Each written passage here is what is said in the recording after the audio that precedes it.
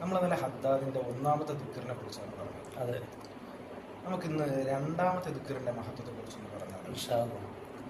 രണ്ടാമത്തെ ദിക്റാണ് സുബ്ഹാനല്ലാഹി വൽഹംദുലില്ലാഹി വലാ ഇലാഹ ഇല്ലല്ലാഹു വല്ലാഹു അക്ബർ. ഈ ദിക്റിന്റെ മഹത്വത്തെ പറ്റി ആദരവായ റസൂലുള്ളാഹി സ്വല്ലല്ലാഹു അലൈഹി വസല്ലം തങ്ങൾ പറയുന്നു.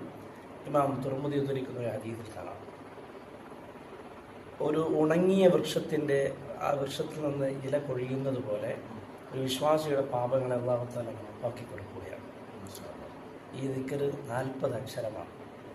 3 തവണ ഒരാൾ ചൊല്ലിക്കഴിഞ്ഞാൽ ഒരക്ഷരത്തിന് 10 നന്മ എന്നോണം. 3 പ്രാവശ്യം ചൊല്ലുമ്പോൾ 1200 നന്മകൾ അല്ലാഹു തആല മനുഷ്യന് രേഖപ്പെടുത്തുകയാണ്. 1200 നന്മ രേഖപ്പെടുത്തുകയും തിന്മ എന്തെയും അല്ലാഹു തആല മായ്ച്ചു കൊടുക്കുകയും ചെയ്യും. അത്രമാത്രം ശ്രേഷ്ഠതയുള്ള ഈ ദിക്ർ നമുക്ക് ഹദ്ദാദിലും നിത്യജീവിതത്തിലും ചൊല്ലാം. ഇൻഷാ അല്ലാഹ്. സുബ്ഹാനല്ലാഹി വൽഹംദുലില്ലാഹി വലാ ഇലാഹ ഇല്ലല്ലാഹു വല്ലാഹു അക്ബർ. പ്രിയമുള്ള സഹോദരങ്ങളെ, ആത്മാർത്ഥമായി മനസ്സറിഞ്ഞുകൊണ്ട് ഈ ദിക്ർ നമ്മൾ പതിവാക്കുക. അല്ലാഹു തആല തൗഫീഖ് ചെയ്ത് അനുഗ്രഹിക്കട്ടെ. അസ്സലാമു